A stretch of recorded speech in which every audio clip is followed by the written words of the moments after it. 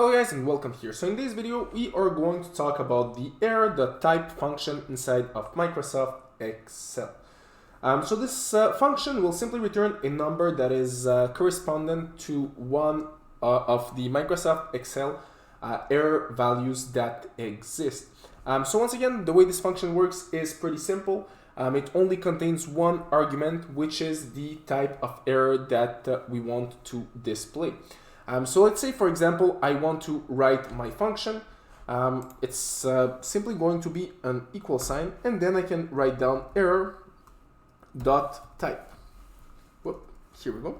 And we can open up our parentheses. And just like that, I'll be able to have all the existing errors that are inside of Microsoft Excel, and I can just select one of them. So let's say I select ref, for example, and I close my parentheses and I run it. It's going to be 4 because the error ref is associated with 4. So let's say I'm taking another type of error, and this time I'm putting it inside of this cell right here.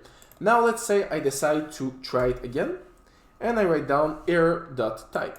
It's gonna open up my parentheses, and instead of selecting my num right here, which is supposed to be 6, I'm just selecting the cell that contains that error val, and I run it. And just like that, I'll be able to have 6 written here as well. So if I'm doing this with another type of error, which is, for example, null, here we go.